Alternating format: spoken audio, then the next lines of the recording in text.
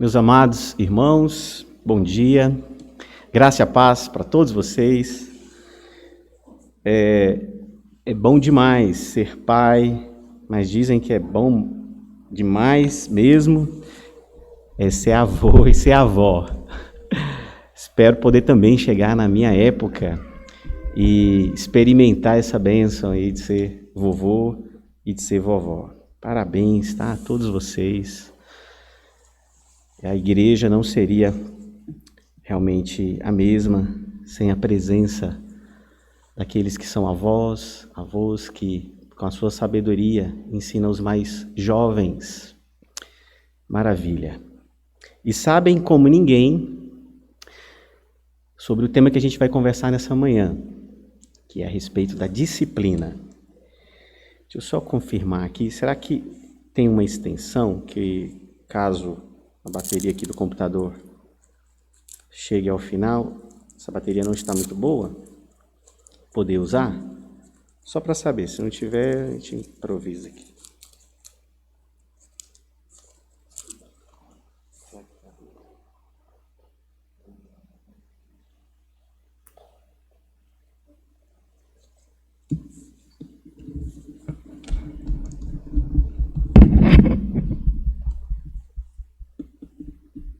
É bom, né? Quando as coisas saem certinho assim.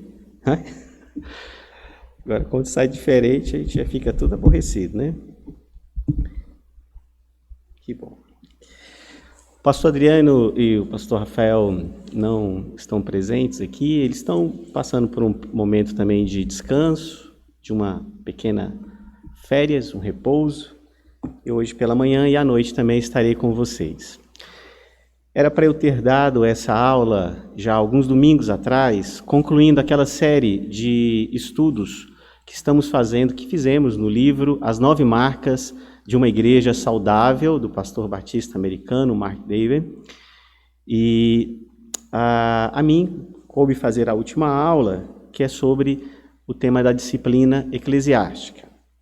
Nós encerramos essa série já há alguns domingos, começamos já até outros temas, mas como foi impossível de eu dar a aula na época, que eu acabou tendo um imprevisto, não podendo vir à igreja, por conta de um acidente que eu tive com o carro numa viagem, então eu estou dando essa aula hoje, tá bom? Tá aí a apresentação para vocês. Aqueles que tiverem oportunidade de comprar esse livro, você me empresta ele aí, Gessé?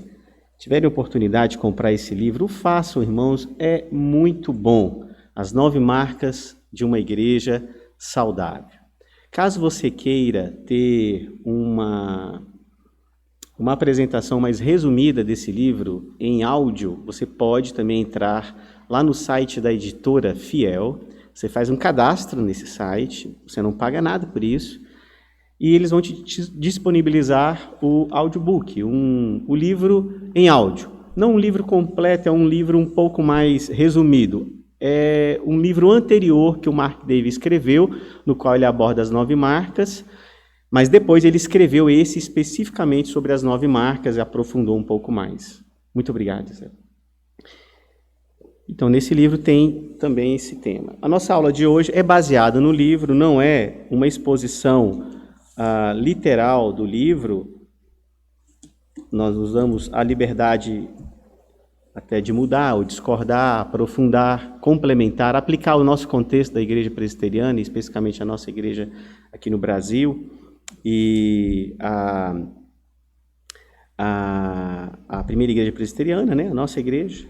Então, nós nos damos essa liberdade. Então, se você ler o livro, você vai ter a oportunidade também de ouvir uma abordagem aplicada ao contexto de outras igrejas, igrejas americanas, mas que também nos ensinam muito. Muito bem. Irmãos, deixa eu ver se está funcionando aqui. Ótimo. O que essa imagem representa para você? O que essa imagem representa para você? Dá uma olhada nela aí. Observa.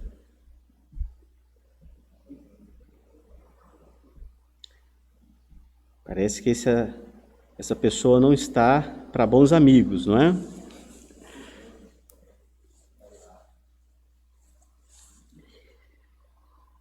Algum irmão falou alguma coisa aí? Fala, Alden. Está irado. Ok, fiquem à vontade. O que essa imagem representa para vocês? Podem falar. Acusando, raivoso, exato. Revoltado. Muito bem, o que mais?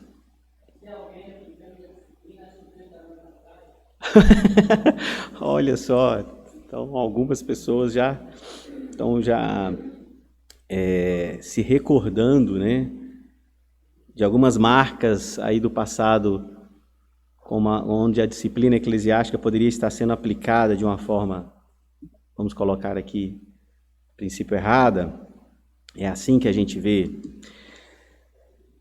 Ira, raiva, julgamento, condenação, acusação, reprovação.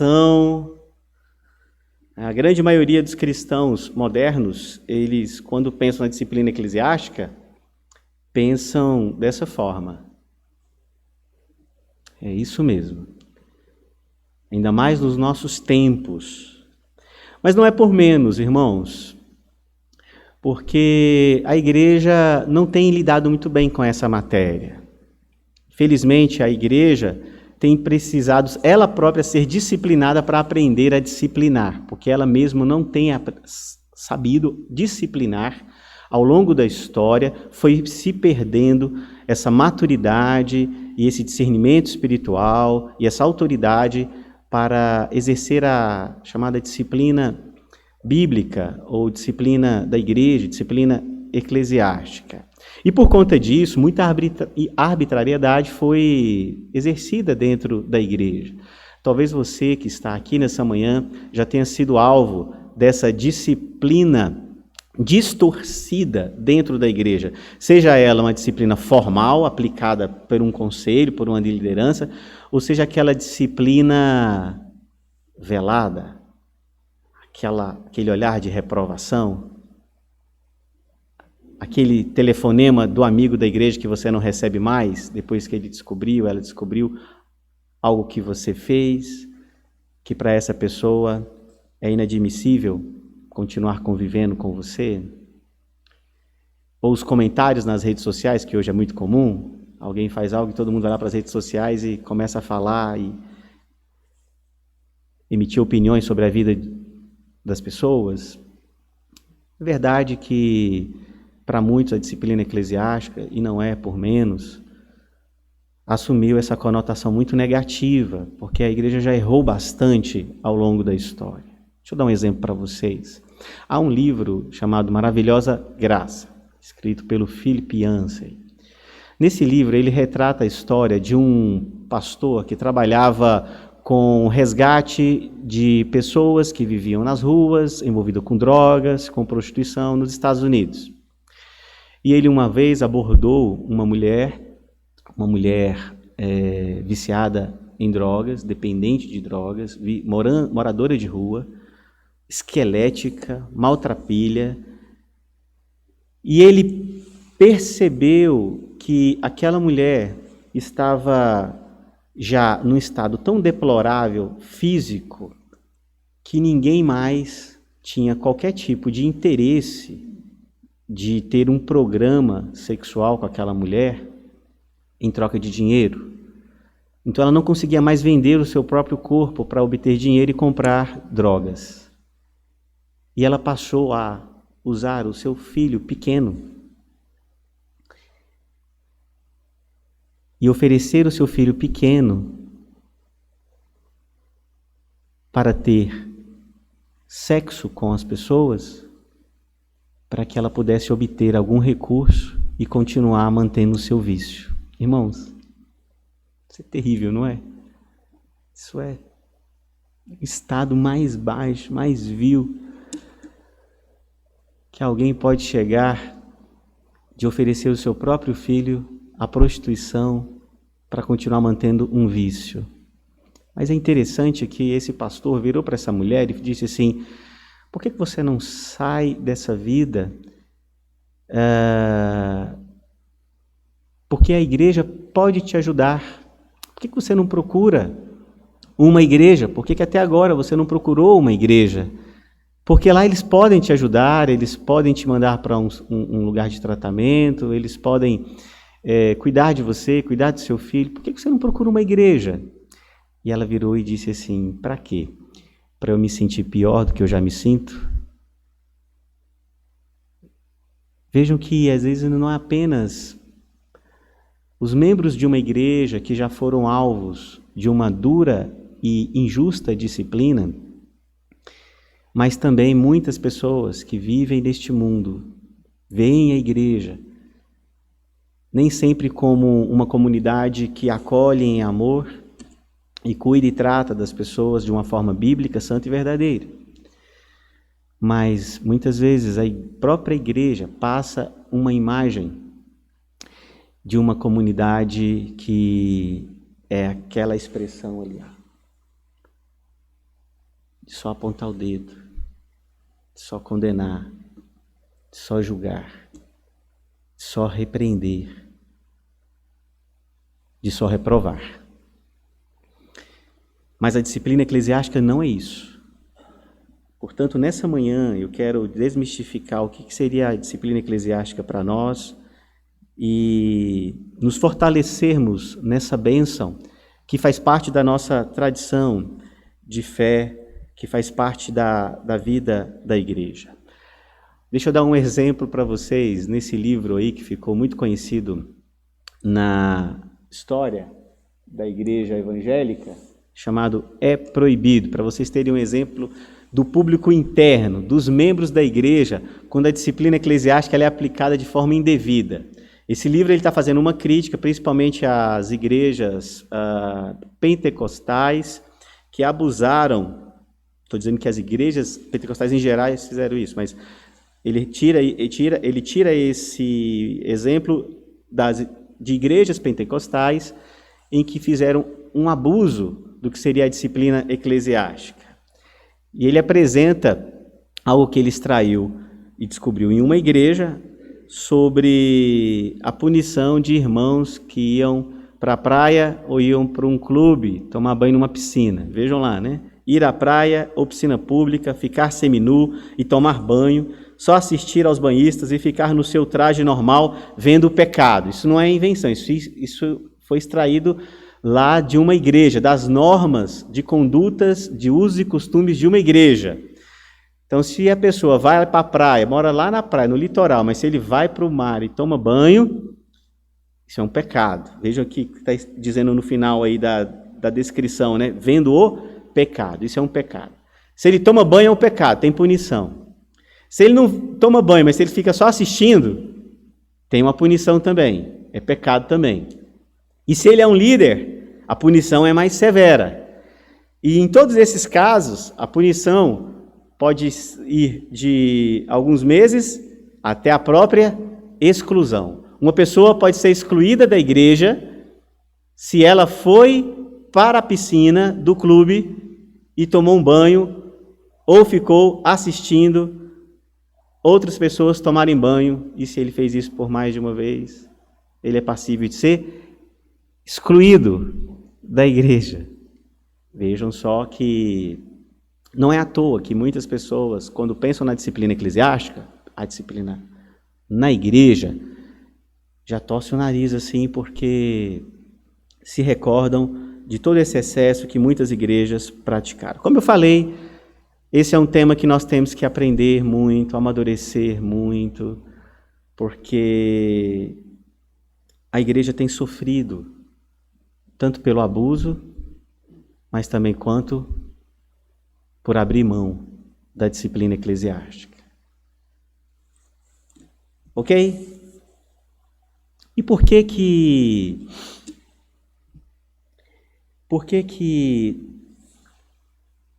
a disciplina eclesiástica hoje já nem tem sido praticada em muitas das igrejas, meus irmãos? Por que a disciplina eclesiástica, assim como algumas leis que estão na nossa Constituição, estão lá, mas já estão em chamado desuso?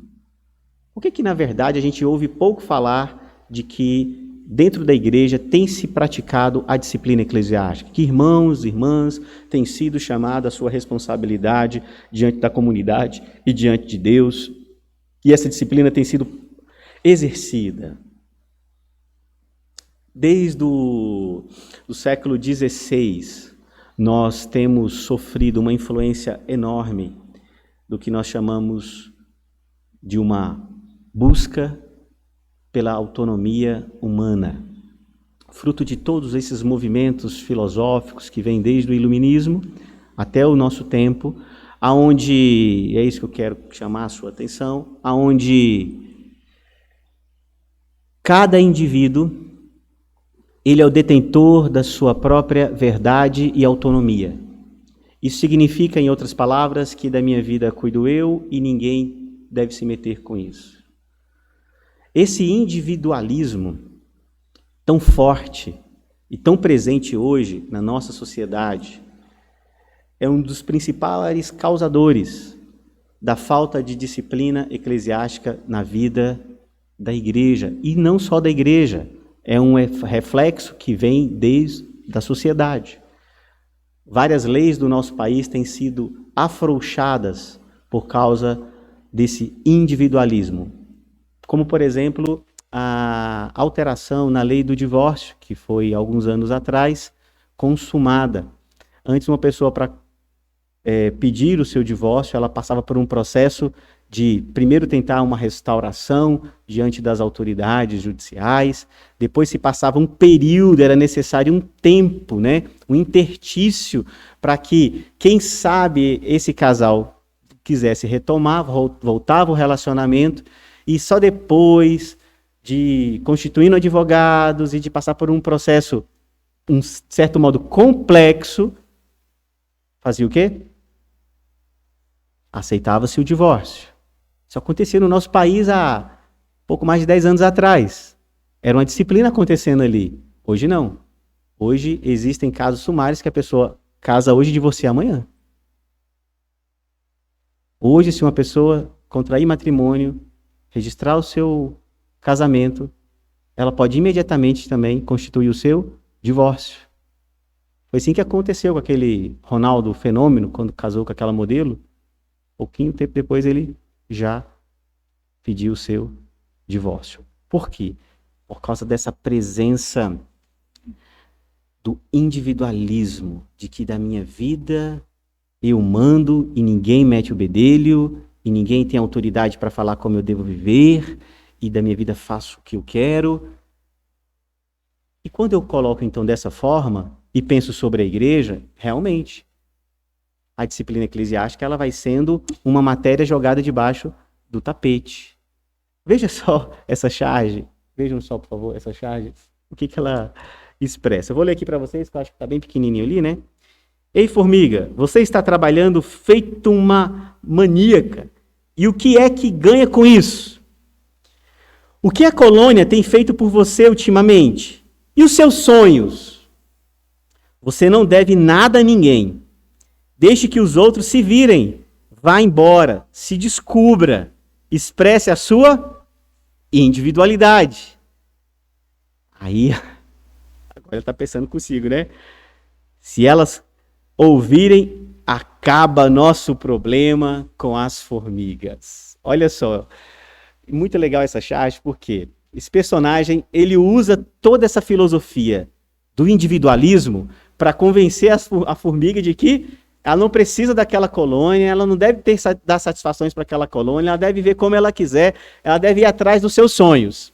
Mas ela está usando esse mesmo argumento para se beneficiar, a fim de que a formiga não atrapalhe mais os planos dela, que é incomodar, que ficar ali perturbando, quer ficar ali vivendo no ambiente dela, quem sabe na casa, comendo os alimentos, estragando a grama. Percebam como essa ideia do individualismo, ela não é nada cooperativa. Hoje o mundo tem falado muito sobre cooperação, não é? Mobilização social, mas quando nós vamos ver as reais motivações de toda essa mobilização chamada mobilização social, a origem dela não é o bem comum e o bem coletivo, mas é o bem individual. Eu quero resguardar a minha liberdade, eu quero resguardar a minha segurança, eu quero resguardar a minha prosperidade, eu quero resguardar o meu prazer, e aí por isso eu tento cooperar com os outros para que o meu mundo não seja o quê? Afetado. É o que nós observamos nesse conceito do individualismo. E quando a gente pensa, então, sobre isso na igreja, não é à toa vermos as igrejas hoje abrindo mão da disciplina eclesiástica exatamente porque a nossa sociedade demonstra que disciplinar alguém é algo moralista, é algo condenatório, é algo ultrapassado, é algo desumano. Porém, irmãos, a disciplina eclesiástica ela sempre foi uma bênção para a igreja desde o passado. Tanto é que das 3 marcas de uma igreja conhecida como uma verdadeira igreja, que os reformadores defenderam lá no século XVI e vêm defendendo ao longo da história, das 3 marcas, a disciplina eclesiástica é uma delas. A disciplina eclesiástica está ao lado da fiel exposição das Escrituras e da correta administração dos sacramentos, da ceia e do batismo. Ela não está à toa ali. Porque, de fato, uma igreja, e vamos usar aqui a expressão do Mark Davey, uma igreja saudável, sem disciplina eclesiástica, não existe, irmãos. Portanto, a gente precisa honrar as Escrituras e honrar também a nossa história, que colocou a disciplina eclesiástica com tanto valor, prestígio, importância, dentro desse tripé. Por isso esse tema é caro para nós. Agora, quando a gente fala a palavra disciplina, a palavra em si, disciplina, ela não está nem com uma conotação nem positiva nem negativa. E, na verdade, o mundo e o próprio individualismo valorizam o quê? Valorizam a disciplina, a autodisciplina. Eu vou estudar aqui 8 horas para passar naquele concurso para promotor. Eu vou acordar todos os dias 6 horas da manhã para fazer a minha caminhada, para que o meu coração tenha os seus batimentos regulares, para que o meu sangue circule sem nenhuma interrupção nas minhas veias. Eu vou fazer uma dieta balanceada para reduzir o meu peso, para deixar que as minhas taxas estejam dentro dos padrões. Eu vou juntar uma grana para fazer aquela viagem para a Europa, ou que seja para Caldas Novas. Tudo isso faz parte de quê? Disciplina. Um jovem vai para a academia, hoje não só os jovens, né? Mas um irmão lá de 60 anos vai lá para a academia e faz sua musculação, porque o médico disse que aquilo é importante para a sua longevidade. E ele faz o quê? Ele exerce a disciplina, ele exerce a autodisciplina. A autodisciplina é valorizada nos nossos dias, inclusive elogiada. Há pessoas que dão palestra para motivar os outros na autodisciplina, dizendo que você pode ser o que você quiser, você pode fazer o que você quiser, você é o sucesso de você mesmo, e vem com todas essas teorias, reforçando ainda mais o individualismo, a fim de que você conquiste, realize e alcance os seus sonhos. A autodisciplina, essa é valorizada. A autodisciplina tem a ver com aquilo que você quer fazer, tem a ver com aquilo que você gosta de fazer, tem a ver com aquilo que você quer conquistar. Mas a disciplina externa, não. A disciplina externa, cada vez mais, tem sido encarada como intransigente, inconveniente, incômoda, porque toca em questões que mexem com o seu conforto, com a sua liberdade, com o seu individualismo, com as suas vontades.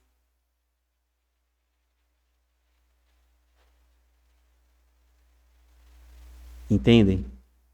Mas a disciplina externa, quando ela é aplicada da forma correta, ela é uma bênção, irmãos. Infelizmente, dentro da disciplina externa, a disciplina eclesiástica é a mais condenada pela sociedade. E às vezes até por pessoas da própria igreja.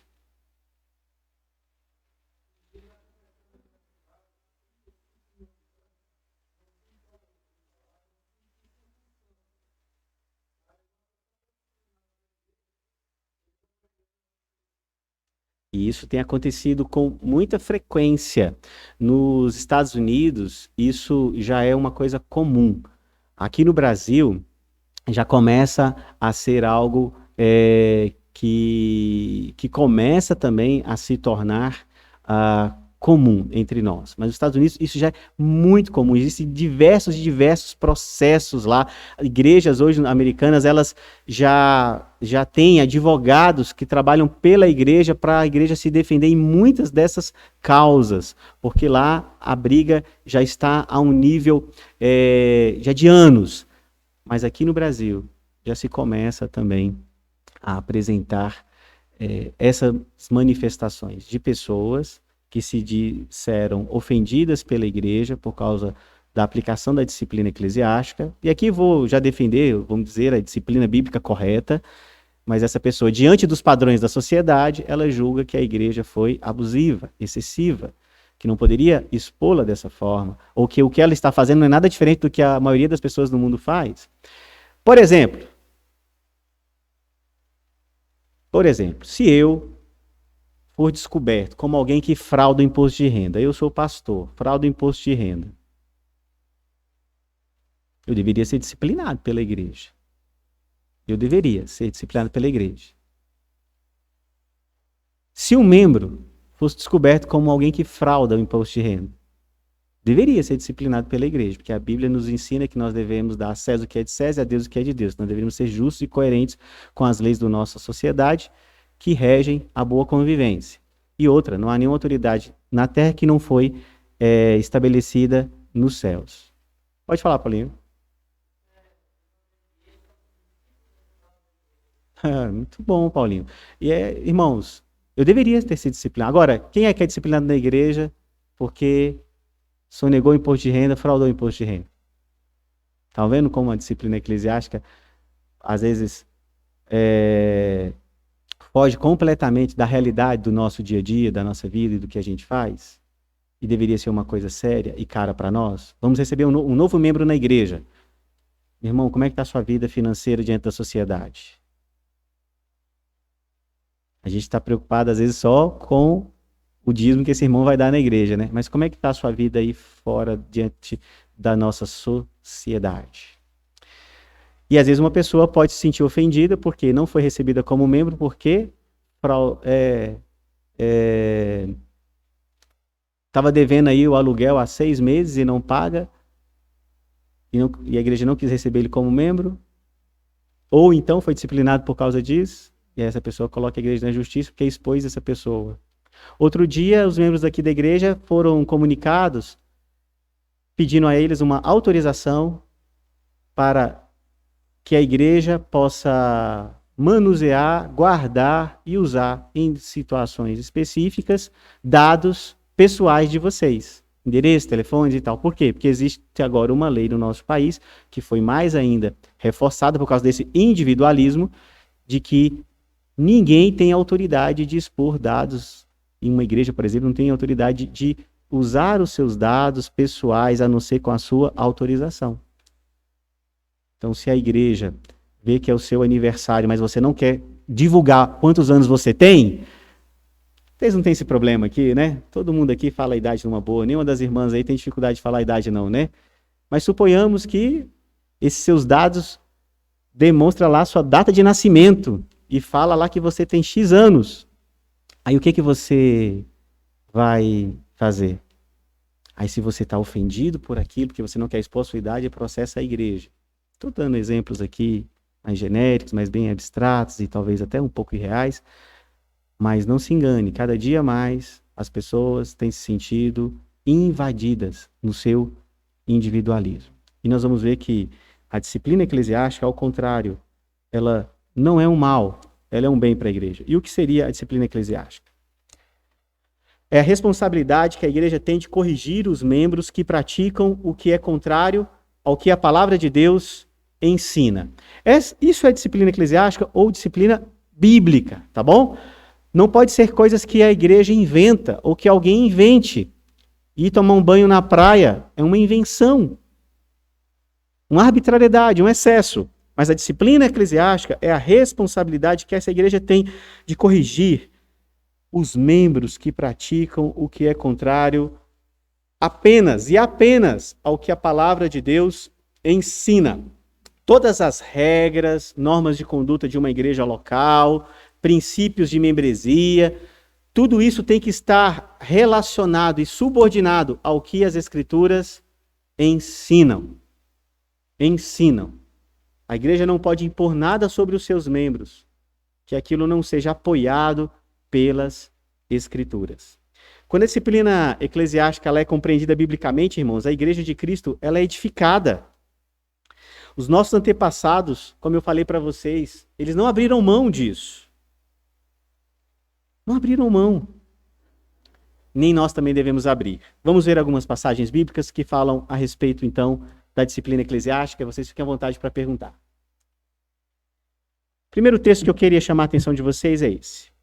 Está lá em Hebreus 12, diz assim: Filho meu, não menosprezes a correção que vem do Senhor, nem desmais quando por ele és reprovado, porque o Senhor corrige a quem ama e açoita a todo filho a quem recebe. O contexto maior desse capítulo 12, né, do verso 1 até o verso 17, está falando das provações, das lutas e do sofrer por causa de Cristo.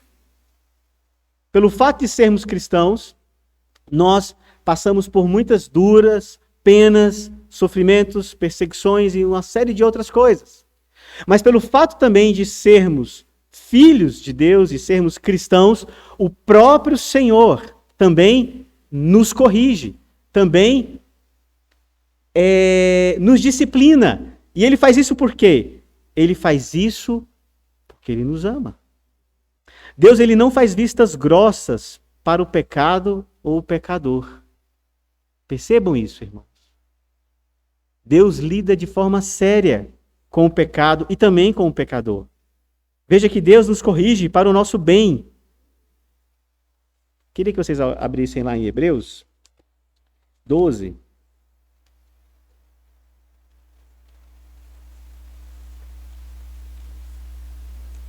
E vamos ver alguns outros versículos.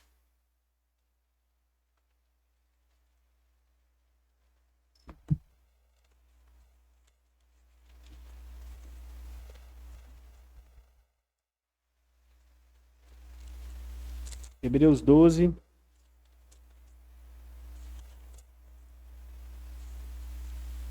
Olha o que diz o verso de número 11. Verso 11. Toda disciplina com efeito no momento não parece ser motivo de alegria, mas de tristeza. Então, assim, Deus ele nos corrige. É para o nosso bem. O princípio parece ser doloroso. Toda disciplina externa, ela é chegada até o nosso coração de uma forma que não agrada, machuca, deixa triste, deixa a gente incomodado. De fato acontece isso. Porém, ele faz isso para o nosso bem. Olha o que diz o restante do verso 11. Ao depois, entretanto, produz fruto pacífico aos que têm sido por ela exercitados, fruto de justiça. A disciplina, portanto, é para o nosso bem. Deus nos corrige por quê? Deus nos corrige porque nos ama, como nos diz aí o verso que lemos. Porque o Senhor corrige a quem ama e açoita a todo filho a quem recebe. Olha que impressionante, está falando do próprio do próprio Deus. Deus nos corrige porque nos ame. Deus, então, legitima também, de forma derivada, né, a disciplina dos pais sobre os seus filhos. Um dos exemplos que nós vemos nas Escrituras, em que Deus, como aquele que é o nosso Pai, a autoridade suprema sobre a nossa vida, Ele nos disciplina, Ele também delega sobre os pais. Delega sobre os pais a responsabilidade também de disciplinar os seus filhos. Provérbios 29, 15 diz o quê? Abram lá, por favor. Provérbios 29, 15.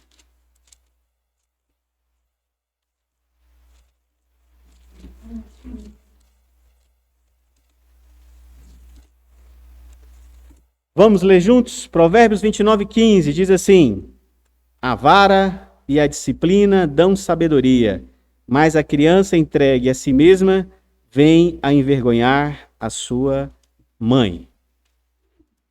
Veja então que a disciplina que os pais exercem sobre os seus filhos, ela é derivada dessa disciplina maior que Deus exerce sobre nós. Nós não vamos entrar aqui hoje no aspecto da disciplina dos pais sobre os filhos, tá bom? Nós estamos falando sobre a disciplina eclesiástica. Mas só para vocês perceberem como Deus vai delegando essa autoridade para outros. Deus então delega sobre os pais, mas Deus delega também sobre a igreja. E esse é o objetivo de refletirmos sobre a disciplina eclesiástica, sobre essa disciplina que é aplicada também sobre a igreja, sobre cada um de nós. Só que tem um texto de Mateus, capítulo 7, verso 1, que tem sido usado por muitos crentes, ou por muitas pessoas até do mundo mesmo, para dizer que que a igreja não tem autoridade para disciplinar ninguém. Vamos dar uma olhada lá? Mateus 7, 1. O que diz lá? Mateus 7, 1. Quando vocês chegarem, vocês vão ver que é muito conhecido esse texto e aí, às vezes se usa esse texto para falar que a igreja não tem autoridade para julgar. Diz assim: não julgueis para que não sejais julgados. E alguns usam Mateus 7:1 para dizer que a igreja então não tem autoridade para julgar ninguém. Mas isso não é verdade. Jesus não está dizendo aqui que nós não podemos julgar.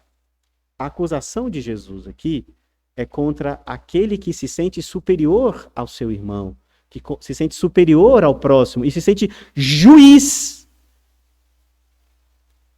para acusar, condenar, apontar o dedo, tudo aquilo que nós vimos lá no início. Mas Deus chama a igreja a representá-lo, assim como um pai representa a Deus na disciplina de seus filhos, Deus chama a igreja a representá-lo diante da comunidade de fé, diante de cada irmão, e exercer a disciplina como um representante de Deus. Aí sim, esse julgamento, ele é válido, porque quem está fazendo esse julgamento é Deus e sua palavra. Não é os meus caprichos, não é as minhas preferências, não é o que eu gosto, não é a maneira que eu quero, mas simplesmente e com temor, nós nos colocamos como representantes de Deus, sobre a autoridade dele, para disciplinarmos uns aos outros. Ok. E como é que a igreja então disciplina? A igreja, ela disciplina individualmente, coletivamente e publicamente. Abra, por favor, lá, Mateus 18. Mateus 18.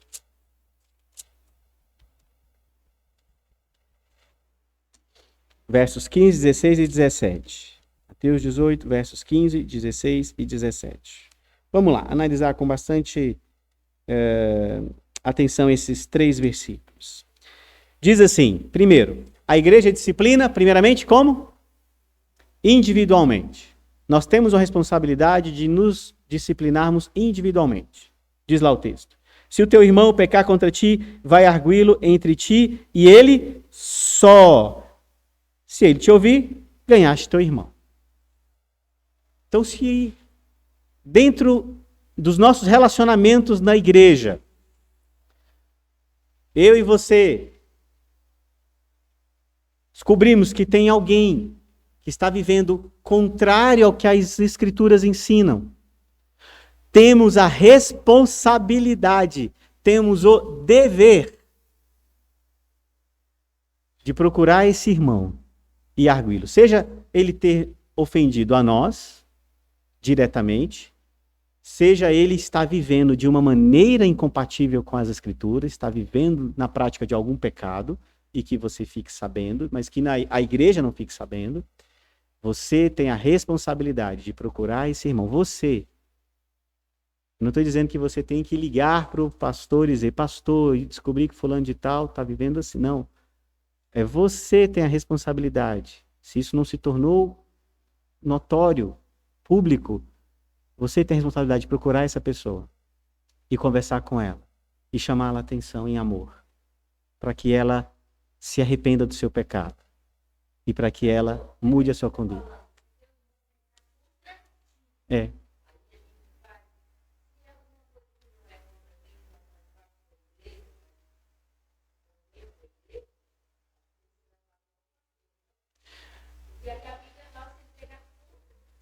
Contra ti. Exato. Eu falei no início mesmo, né?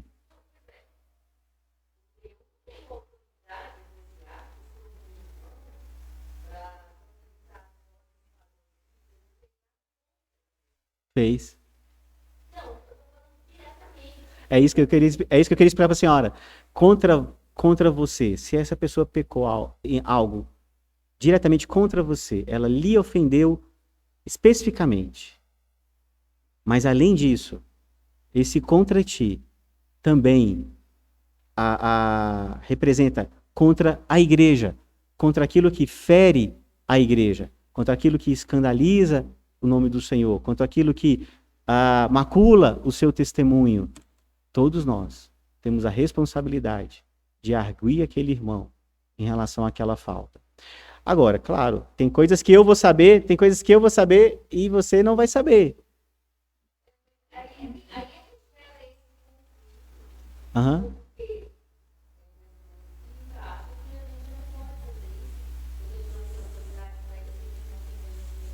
Aham.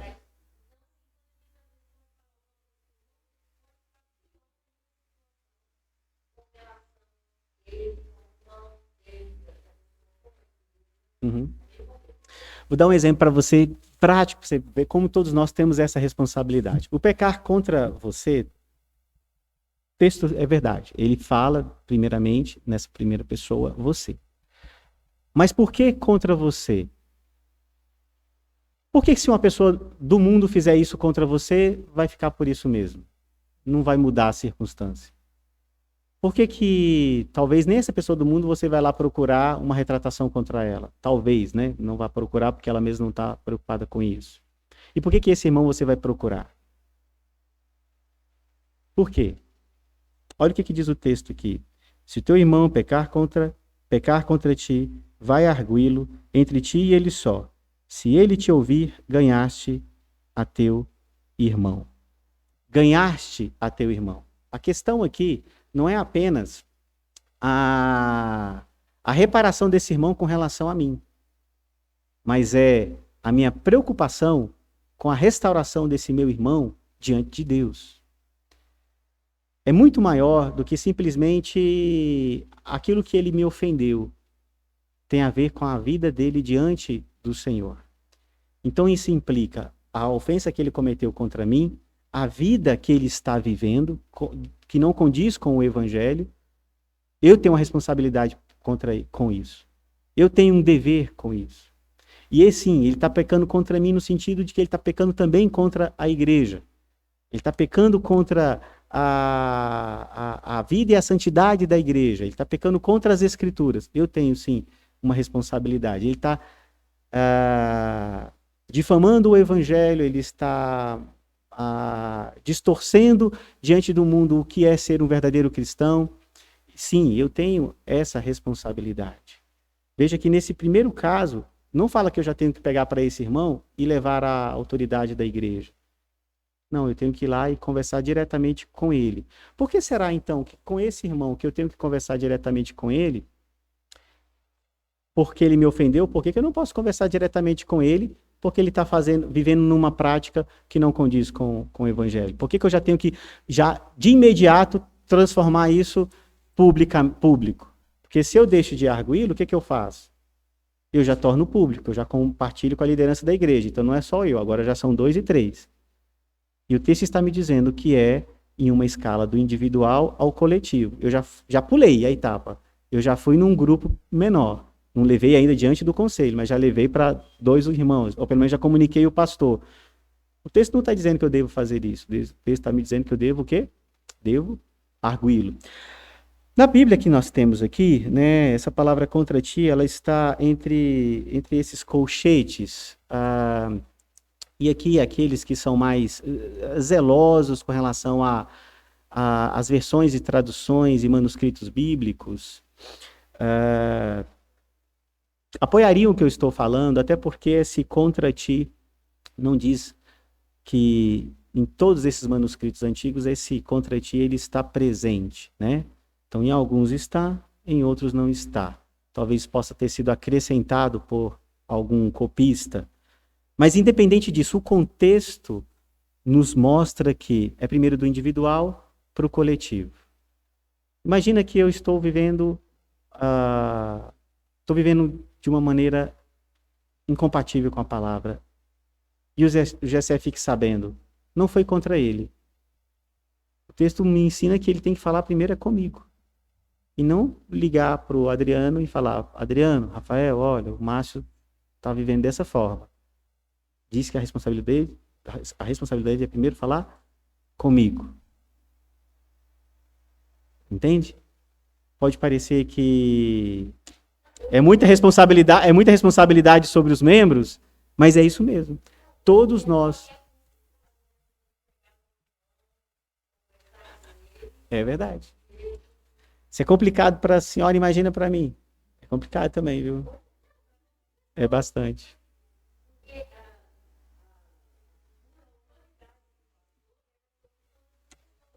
Sim.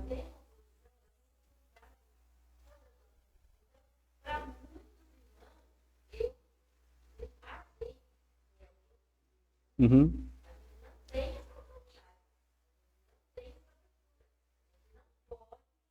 Uhum.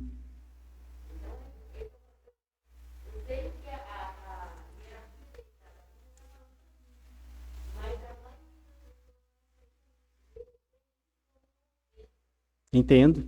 E foi o que a gente comentou no início, a senhora lembra? Exatamente. É o que a gente comentou no início. Nós não estamos acostumados com isso. Os membros não se sentem à vontade para fazer isso. Muitas vezes, quando há disciplina, delega só para a liderança formal, mas a Bíblia chama todos nós a responsabilidade de disciplinarmos uns aos outros, de chamarmos uns aos outros, a fim de que a gente possa o quê? No texto disse, ganhar esse irmão, reparar essa ofensa, resolver esse problema. Primeiro, então, no individual. E no meu caso aqui, a leitura que eu faço desse texto, eu vejo que é tanto quanto um pecado direto contra a pessoa, contra alguma coisa que essa pessoa tem vivido e que isso não se tornou público, mas que eu fico sabendo, que é notório para mim. Por exemplo, imagina que nós voltemos aos cultos presenciais, normais, pandemia, todo mundo vacinado, numa boa. Você é muito amigo, amiga de alguém da igreja. E essa pessoa simplesmente não está vindo, não está vindo, não está vindo. Isso não se tornou muito notório, muito comum. A liderança não está sabendo muito bem se essa pessoa está frequentando ou não. Você sabe. Você tem a responsabilidade de procurar esse irmão e falar, por que você não tem ido ao culto? O que está acontecendo? Como é que está a sua vida? Por que você está ausente? Isso não precisa ser comunicado ao conselho, ao líder dos jovens, ou ao presidente da SAF, a irmã não está participando de nada. Não. Você pode e deve fazer isso. Essa é a chamada da responsabilidade à igreja como um todo. Além desse aspecto individual, aí a gente já entra nesse aspecto coletivo. O verso 16 fala, se porém não te ouvir, toma ainda contigo 1 ou 2 pessoas, para que pelo depoimento de 2 ou 3 testemunhas, toda palavra se estabeleça. Isso é muito importante. Então, caso naquele confronto individual não tenha surtido efeito, eu não posso fazer assim, Ó, lavei minhas mãos, acabou, vida que segue. Essa pessoa não quis me ouvir, problema dela, né? Não, irmãos. Nós estamos falando de uma comunidade diferente. Não estou falando do mundo, não, estou falando da igreja. Então eu tenho uma responsabilidade de compartilhar com pessoas que aí sim têm condições de ajudar nesse processo. E a princípio não precisa nem ser a liderança da igreja. A princípio pode ser outros irmãos mais próximos e mais chegados que você vai procurar ali, um, dois ali, e esses irmãos abordarem aquele que está em falta. Não precisa ainda nem ser necessariamente a liderança. Não é isso que diz aqui, ó? Ainda contigo uma ou duas, para que, pelo depoimento de duas ou três testemunhas, toda palavra se estabeleça. Nem precisa ser levado ainda à liderança da igreja esse aspecto.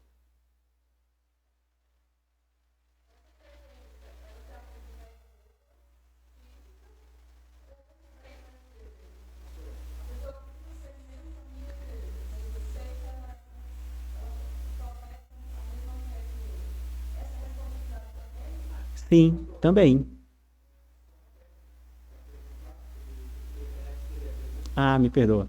Então a pergunta da irmã foi: a minha responsabilidade com relação à disciplina eclesiástica sobre a vida dos meus irmãos é apenas na igreja local em que eu sou membro, ou isso também se aplica a irmãos que são membros de outra igreja? Sim, né? Nós temos sim a responsabilidade de, como irmãos, se vermos a falta de algum outro irmão. Aí aqui eu estou falando assim, pessoas que são próximas, pessoas que são acessíveis a nós, pessoas que são chegadas a nós, de admoestar esses irmãos também. Claro que, nesse caso, esse processo, se ele evoluir para chegar até uma liderança, pode ser que ele seja quebrado, né? Pode ser que ele seja rompido. Mas a gente tem muitas pessoas da família que são membros de outras igrejas. Nós temos, sim, a responsabilidade e o dever de exortá-los, de buscar essa reparação, essa mudança, esse arrependimento. Mas pode ser que nesse caso esse processo ele seja quebrado. Ou não. Suponhamos que você tem um amigo que é lá da primeira igreja presbiteriana da Ceilândia. Nesse caso, se torna até mais fácil por nós sermos da mesma denominação, de caso essa situação não se resolva, disso ser levado à liderança daquela igreja. Né? E portanto, aquela igreja poder exercer a disciplina eclesiástica sobre a vida daquele irmão. Isso pode acontecer também. Então, não é normalmente o que acontece, mas sim, a Bíblia nos dá esse respaldo, porque o que vale no final, sem dúvida, é a igreja universal, é a igreja visível. Mas sim, dentro das nossas estruturas das igrejas locais, que também são biblicamente constituídas, né? Nós temos esse dever. Agora, eu não vou pegar um irmão que é lá do meu trabalho, que diz que é evangélico, aí eu vou ligar para o pastor dele e dizer que ele, né, errou contra mim. Talvez num caso desse, esse processo será quebrado, porque o meu compromisso primário é sim com essa igreja local. Mas em alguns casos isso é possível sim. Eu já vi um caso desse acontecendo em que um irmão ligou sim para a liderança da igreja do outro e a igreja então interviu a partir do seu conselho, tá bom? Coletivamente, nem necessariamente envolve ainda a liderança. Mas por último, como diz o texto, verso 17: e se ele não os atender, dizei-o à igreja, e se recusar ouvir também a igreja, considera-o como gentio e publicano. Aí nesse caso, pode falar.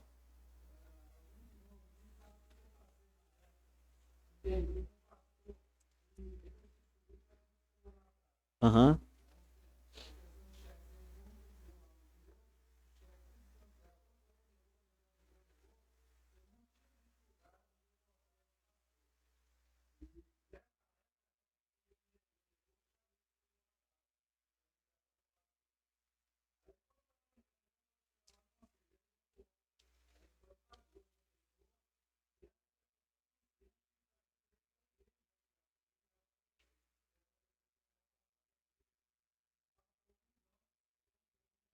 Aham.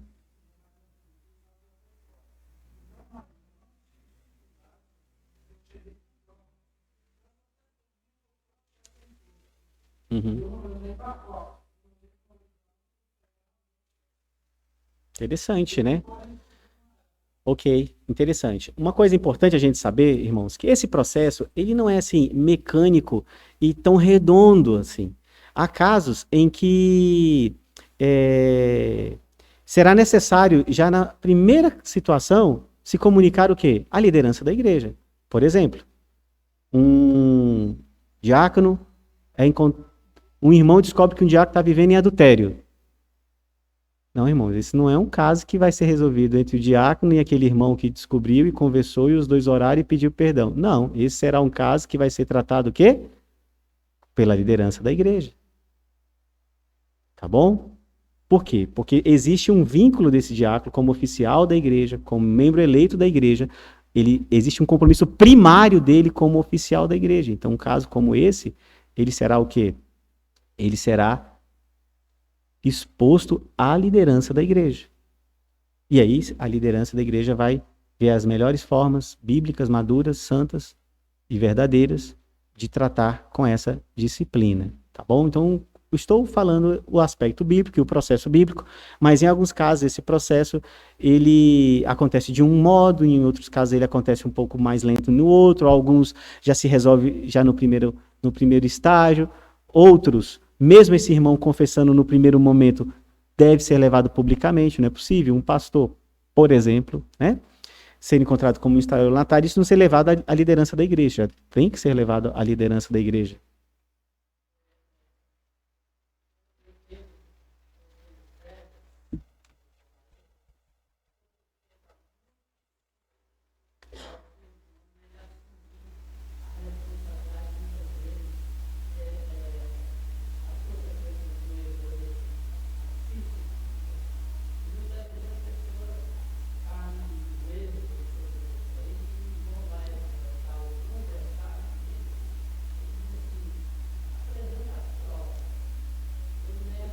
Aham.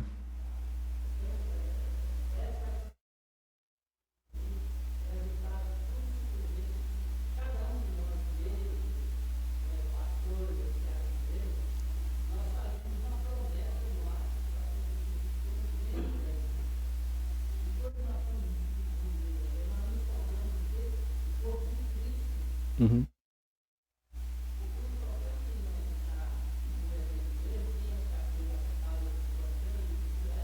Uhum.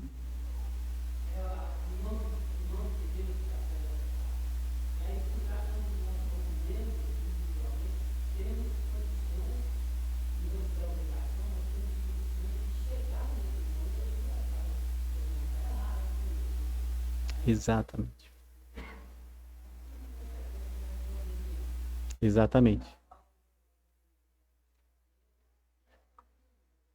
É verdade.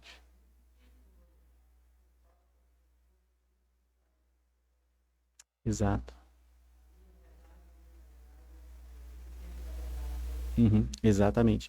Então, o Paulinho falou uma coisa importante para os que estão acompanhando na internet, que essa dificuldade, até para quem vai exortar e para aqueles que estão sendo exortados, as pessoas não querem admitir o seu erro, né? Elas sempre querem encontrar justificativas, sempre uma maneira de distorcer ou desviar o assunto, o foco e a responsabilidade.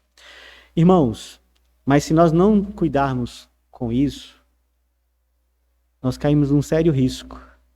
Se a gente achar que a disciplina eclesiástica é uma coisa ultrapassada, que a gente não tem responsabilidade com o nosso irmão, que a gente não tem esse dever para com ele, nós vamos ser uma comunidade como qualquer outra desse mundo. E isso é uma coisa importante. A igreja ela é diferente do mundo. Nós precisamos crer nisso para aceitar a disciplina eclesiástica. Deus delegou à igreja autoridade.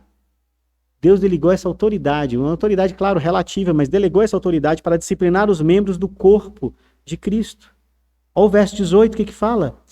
Em verdade vos digo que tudo o que ligardes na terra terá sido ligado nos céus, e tudo o que desligardes na terra terá sido desligado nos céus. Deus deu uma autoridade para a igreja para representá-lo nessa disciplina, ao ponto de um irmão ser irredutível na sua falta, da igreja ter autoridade para expulsá-lo da igreja, como disse no verso 17. E aí o 18 complementa dizendo que essa autoridade dada pela igreja é representada como essa autoridade de desligar essa pessoa do céu. Aí alguém pensa, nossa, a igreja tem esse poder, né? De tirar a salvação de alguém? Não é nesse sentido. É de que a igreja, na sua disciplina, ela se torna então um agente de Deus para manifestar no mundo que aquele que professava Jesus como seu Senhor, na verdade era da boca para fora. Ele não está ligado no céu. Na verdade, ele está desligado no céu. E é essa expressão aí que, infelizmente, alguns acham que a igreja tem essa autoridade como a igreja católica, né? Que só há salvação na igreja, só há salvação pela igreja. Não é isso que o texto está querendo ensinar, mas simplesmente que a igreja está representando Deus nessa comprovação de que aquele, de fato, não está ligado no céu. Embora ele ache que está. E até então nós achávamos que estava, não é? Membro, participa, tudo mais. Mas, na verdade, não é membro da igreja, nem é um cidadão do reino. Ele tem que ser excluído. Quer dizer que toda pessoa que é excluída da igreja, então ela não é um verdadeiro crente? Olha, vamos dizer que quando ela é excluída da igreja, ela é potencialmente um ímpio. Como o apóstolo Paulo vai dizer lá em Coríntios, se ela não voltar para o evangelho, se ela não voltar e se reconciliar, se ela não se arrepender, de fato se consumou que ela é um ímpio. Mas ela é potencialmente um ímpio. Ainda poderemos não considerá-la totalmente como um ímpio, né? Sendo realmente um ímpio. Porque a própria exclusão, ela também busca essa restauração. Mas eu vou falar isso daqui a pouquinho. Então, nos seguindo.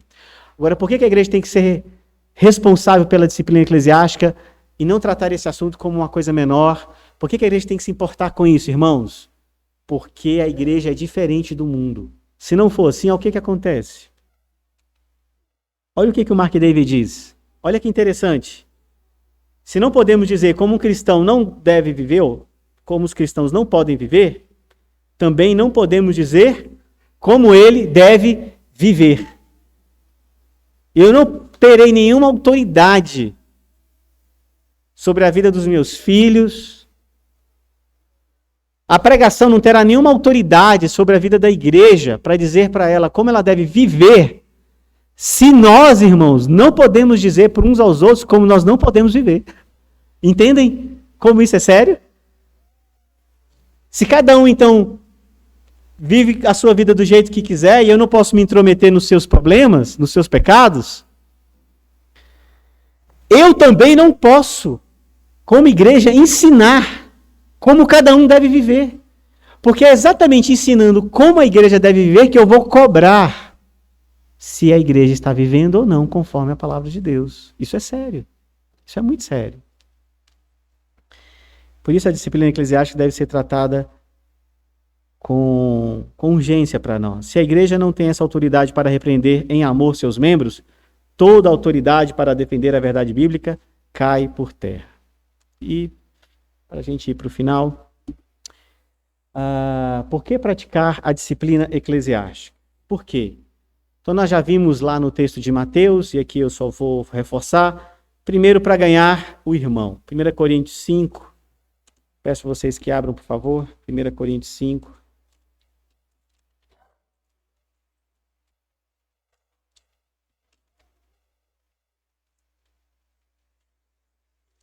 Primeira Coríntios 5,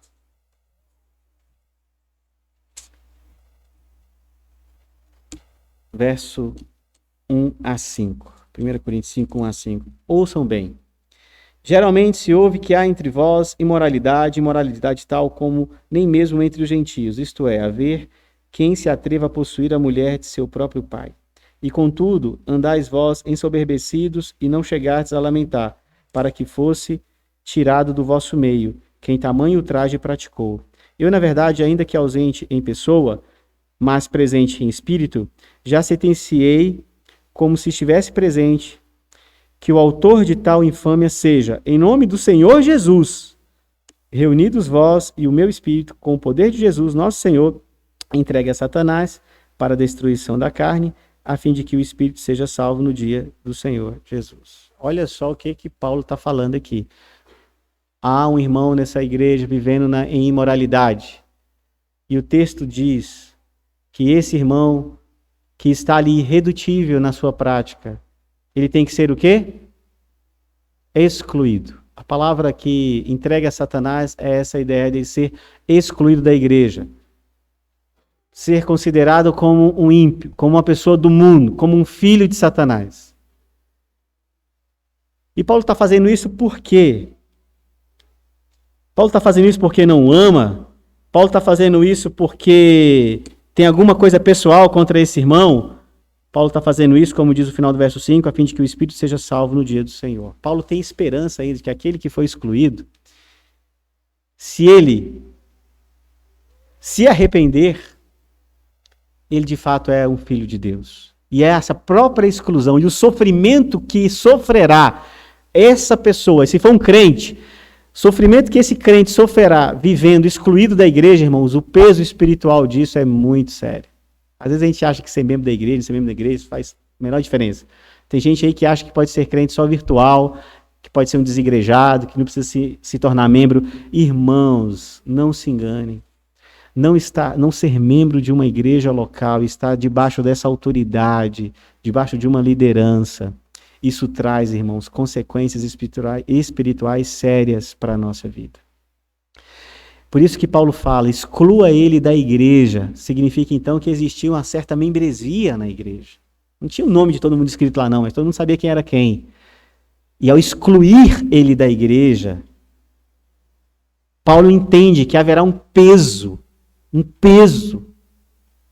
e um sofrimento espiritual sobre a vida desse irmão, a fim de que ele se arrependa. Se ele não arrepender, é como disse lá no texto de Mateus, é porque é um ímpio mesmo, está excluído da igreja, representa que nunca fez parte do reino dos céus. Mas se ele se arrepender, como a esperança de Paulo aqui, mesmo excluído, ele vai voltar. Então a gente faz isso para ganhar o irmão, a gente faz isso para proteger os outros. 1 Timóteo 5,20 fala algo muito interessante. 1 Timóteo 5,20 diz assim: quanto aos que vivem no pecado, repreendei-os na presença de todos, para que também os demais temam. Vejam que interessante, o pecado do outro ajuda a proteger aqueles irmãos que estão a ponto de cometer algo semelhante, ou que estão fraquejando na fé, estão afrouxando na sua santidade. Veja quando você ouve de maneira bíblica, séria, a respeito de alguém que está sofrendo por causa do seu pecado e foi disciplinado pela igreja. Veja como você liga, a luz amarela e começa a se observar mais, se atentar mais, se você está vivendo uma vida séria e comprometida com Deus. Veja então como a disciplina na vida dos outros irmãos ajuda, sim, a fortalecer a própria santidade uns dos outros. Portanto, quando eu exerço a disciplina sobre os meus irmãos, eu também estou vigiando outros irmãos. Isso é bom, isso não é ruim.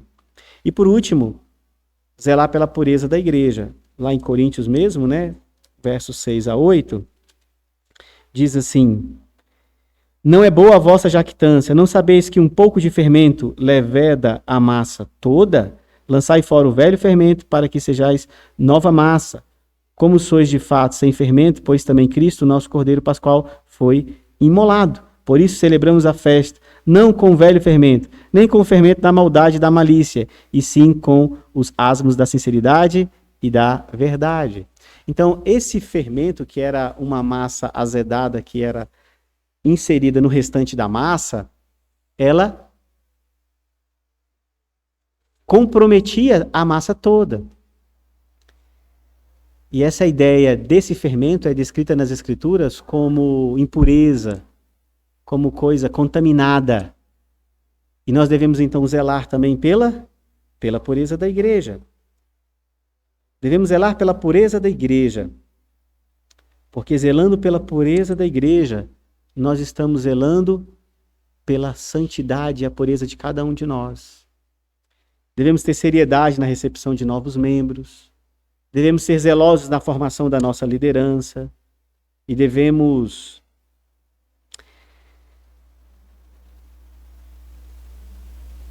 ter integridade de vida na aplicação de toda a disciplina, seja individual, seja coletiva.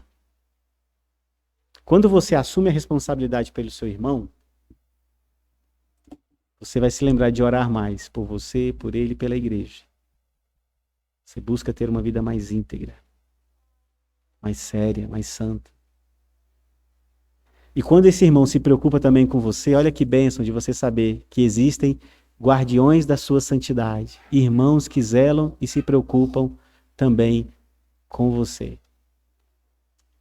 Eu quero ser cuidado, disciplinado e exortado pelos meus irmãos.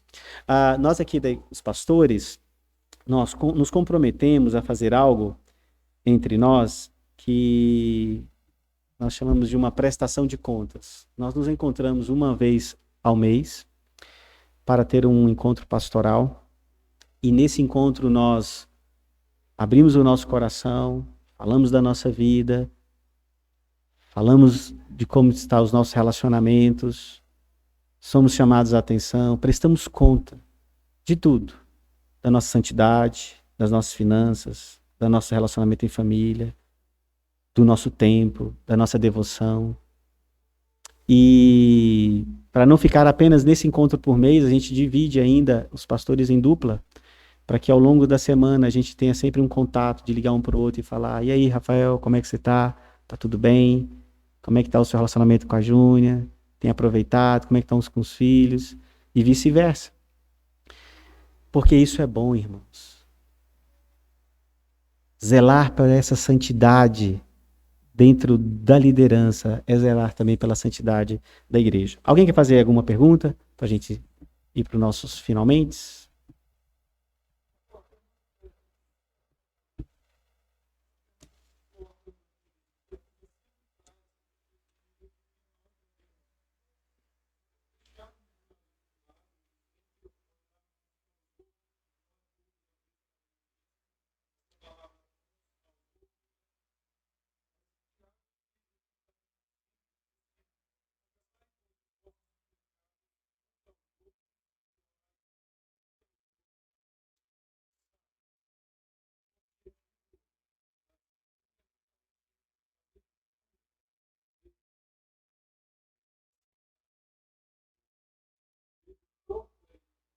Maravilha, é isso mesmo.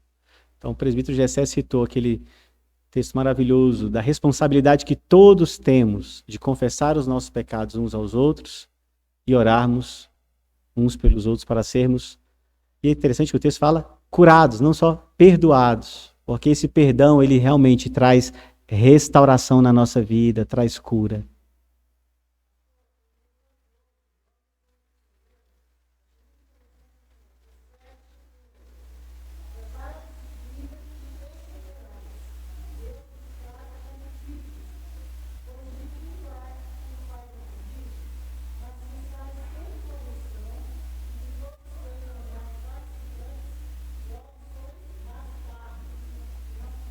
Olha só.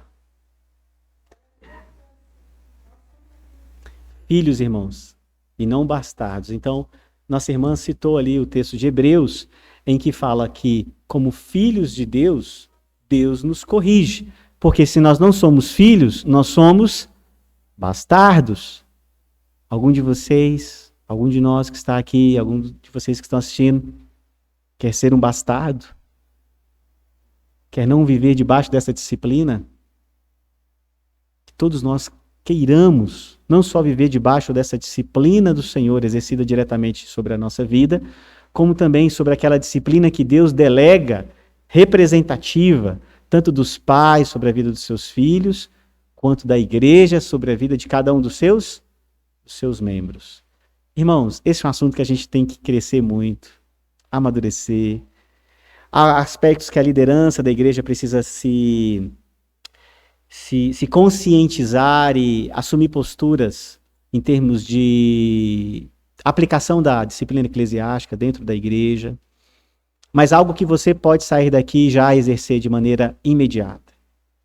Você pode já começar a orar pela sua própria vida, pela sua própria santidade. Se há algum irmão chegado a você, aqui desta comunidade, ou alguém próximo, você pode, deve, porque essa autoridade delegada por Deus sobre a sua vida te chama à responsabilidade de zelar por a vida desse irmão, de zelar pela vida da igreja, porque somos filhos, como muito bem falou nossa irmã, não somos bastardos.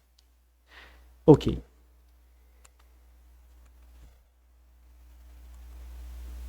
Diz assim, para a gente orar: é preciso coragem para remar contra a maré da cultura.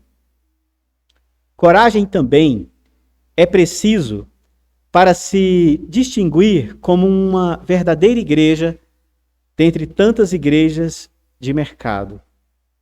Saber que as pessoas terão que decidir se frequentarão ou se tornarão membros de uma igreja que disciplina seus membros faltosos ou uma outra que ninguém lhe incomoda. É preciso coragem, irmãos. Que Deus nos torne corajosos. Vamos orar? Senhor Deus, obrigado por essa manhã, pelo que ouvimos aqui, pelo seu cuidado paternal sobre as nossas vidas, porque o Senhor é um Pai que nos ama e o Senhor disciplina todo filho que quer bem. Obrigado, Deus, porque nós não somos bastardos. O Senhor se importa conosco.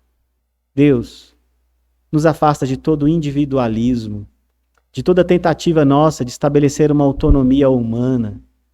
Pai, a Tua palavra nos ensina que esse cuidado é bom. A fofoca é ruim, o fuxico é ruim, as acusações indevidas são ruins. Toda disciplina aplicada de forma arbitrária, excessiva, isso machuca, isso fere, isso divide igreja. Não é dela que estamos falando. Mas estamos falando da disciplina bíblica, essa que o Senhor delegou à igreja a exercer. E sobre ela, Pai, o Senhor tem autoridade. Sobre ela, o Senhor ensina como nós devemos nos responsabilizar uns com os outros. Por isso, ó Deus, que a gente se preocupe pela disciplina eclesiástica, com a disciplina bíblica, que a gente não se sinta incomodado e nem ao mesmo tempo indiferente. Pai, oramos por todos aqueles que têm vivido contrário à Tua palavra, que têm vivido de uma maneira que estão ligados às vezes à igreja local, mas as suas vidas não condizem com o Evangelho. Oramos para que o Senhor transforme as suas vidas. E pedimos que o Senhor use a cada um de nós para sermos canais de restauração para a vida delas também. Em nome de Jesus. Amém, Senhor. Amém.